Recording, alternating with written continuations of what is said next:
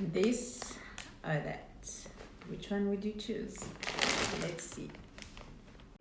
Hello everyone, welcome back to my YouTube channel. If you're a returning subscriber, welcome back. And thank you for staying consistent with my channel. And if you're a new subby, thank you for being on my YouTube channel as well. And I hope you enjoy the content and the things that I'll cover up. Well, today's topic is about food. Having a good relationship with food. So do you have a good or a bad relationship with food? But before we get into the topic, disclaimer, I am not a qualified health practitioner nor a qualified dietitian. So if you want to go further in terms of how your blood type is and eating right, I would advise to contact a qualified dietitian. So everything I say here is based on my own experience, things I read, and also things that I do. So yes, let's go on with today's topic. One of the reasons why I decided to do this topic is because people ask me that do I ever crave burgers, do I ever eat chocolates, do I ever eat that? Because most of the time I eat healthy food. So I say most of the time because I can say 90% of my meals are plant-based and healthy, and then sometimes I put in a bit of meat here and there.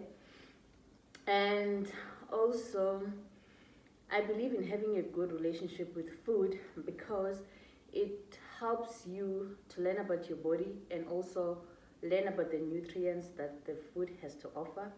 So if you as a person, okay, I think it's a natural thing that we say there's junk food, there's healthy food, there's cheat meals and that. So if you classify junk as bad food, and then eating vegetables and everything else healthy food, so it means you are already giving a constraint between you and the type of food that you consume. So your mind, because you already registered that this is bad food and that is good food, so what will happen is that you will initially always wanting what? The bad food, because it's in human nature, I guess, to like bad things. I don't know why, but I guess it's human nature. Also, so you have to do away with certain terms like, no, eating a burger is bad for me. It's not, but it's how often you eat that particular food. So it's not about not eating chocolates, it's not about not eating sweets, it's not about not eating chips. Personally, I do eat them, I consume them, yes, but most of the time I prefer home cooked meals, which is mostly vegetables, and I have my fruit. And when it comes to chocolates, chips, your burgers, I do consume them, but I consume them moderately. Like, I think they make up 5% of my eating plan. So I know when to eat them and when not to eat them. So that is how I know that I have a good relationship with food, because I know when to eat something and when not to eat it. I don't go overboard. And also, personally, I don't like buying myself chocolate because what I've noticed with my habits with chocolates, back in the days, I would buy dark chocolate and then I would keep it in my bag for like days, and I would keep maybe like eating it once a day. But now, the habit that I've picked up is that if I have chocolate, I just want to eat and finish it in that particular day. So yes, that's how my eating habits with chocolates are. And then when it comes to chips, I'm very particular. I found a new love with nachos, but then also with them, I monitor how I consume them. So mostly I prefer having popcorns than having chips. And then even with chocolate, I no longer even bother buying myself the dark chocolate, although I know it's actually good, but because when I have it, I want to eat it and finish the chocolate like in that particular day. So even if I start eating it from morning until, but by the end of the day it will be finished. So I've stopped buying it myself. So most of the time when I have chocolates, it's that someone has bought them for me. Yeah, so I have in my diary some things that I want to talk about. Let's see.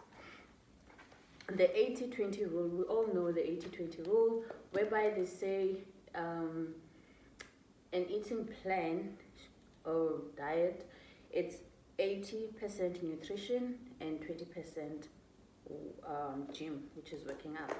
So even with that, you could see people being like, for those who want to lose weight, being able to lose weight because they follow the 80-20 rule. Sometimes people follow the 80% rule, which is like nutrition, and they will still lose their weight because it's a matter of what you eat. Yeah, it's a matter of what you eat and the nutrients it has. The other one is cheat meals versus cheat days. For me, personally, I don't have cheat days. Yes. So what I would normally say I have is cheat meals, because I would have my breakfast, which is oatmeal, keeps me full for longer, and I would have my snack. Most of the time I don't have my snacks because I eat very late with my cereal. So, and then there's your lunch and dinner. And so what I would say for myself is that I have cheat meals because out of the 3 meals or the 5 meals I'm to have during the day, maybe I'll substitute one and say, today I feel like, today I feel like pizza. You see? So that's when I have my cheat meal, not my cheat day. Because with the cheat day, it means that morning I'll still eat whatever I want to eat. I'll still go overboard with eating, and then snack I want to have cookies, and then lunch I want to have my pizza, and dinner I still have my pizza or whatever. So for me, I would rather have a cheat meal than a cheat day, because a cheat meal means I substitute one meal, and even with that, I don't even have a guilty conscience that, I'm having pizza tonight, I shouldn't be having pizza.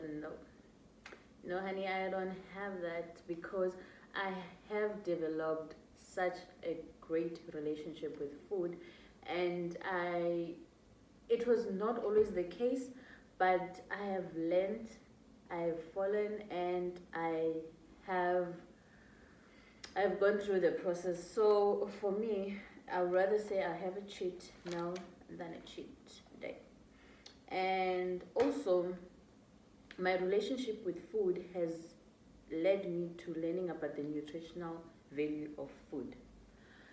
Take for instance, if in the morning you eat cornflakes, monitor how long the cornflakes make you full as compared to when you are having your oats. So that is why for me I love having oats, because it has a lot of fiber and other nutritional values. But whereas if I eat cornflakes, I become very hungry. Like, I think even an hour is long, then I'm hungry and I really want to eat. So that means I would be like, the nutritional value is not the same. So for me, I've learned how to look at food in terms of nutrition, because if the food that I'm having has more nutrition value, that means it will fill me longer for longer periods of time, right? Yes. So if it has, and then also looking at the nutrients that it has, how much sugar, how much protein, and also fiber. For me, fiber is very important. I don't want to lie. When it comes to my food, I'm a fiber person, because with fiber it helps with my metabolism. So it's a matter of learning your body as well, how fast or how slow is your metabolism, and also what else, the nutrition value of food.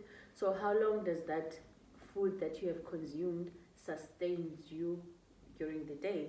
even with energy, like there are foods that you would consume and then you have so much energy, you're full and you have so much energy, sorry, and then within an hour energy levels are gone down and you're already hungry and you want to eat.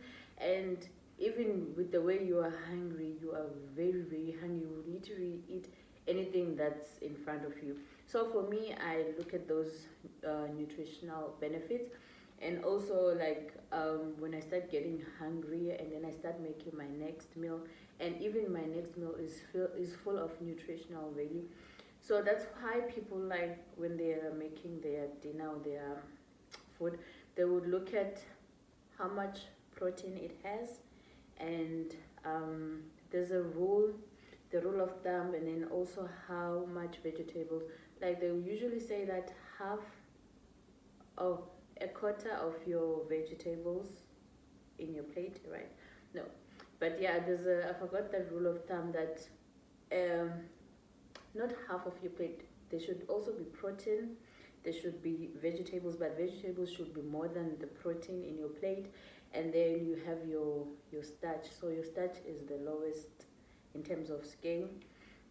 So other people use that rule, and so with that type of meal, that you have fiber, you have protein, you have your starch or whatever. So the nutritional value that comes with your food, and it keeps you full for longer periods. And even with keeping you full, you still have energy. So it means you have to be aware of the nutritional value that the food you consume has. And also, with diets, I would say you have to do away with drastic changes. Don't be the person that says, I won't eat starch, I won't eat chips, I won't eat my burgers, I won't eat, like, why? Because you were literally, your body will go into shock. I don't want to lie. If you start doing that, saying I'll do away with all this, the food that they call it's bad, I'll do away with it this week and I'll start eating good food. No, start with little changes. If you know you are someone who loves starch, try to cut your starch back. Like, do away with having rice and potatoes in one plate, and start like baby steps. Don't do drastic changes because it will get your body in shock. And when your body is in shock, and then the moment you start going back to the food that you deemed bad, you will start overeating, so which is something that is bad. So having a good relationship with food, it means you make it a lifestyle, and you do away with fad diets. And also, do away, fad diets are your quick fixes. Do away with that. Just look at the nutritional values, and also do small changes with your eating plan. And also, what else? Yeah. So don't give food bad names. I can say, yeah. And then you can start developing a good relationship with food, and you will be able to make it a lifestyle. If you guys have any questions or suggestions or comments, please do share on the comment section.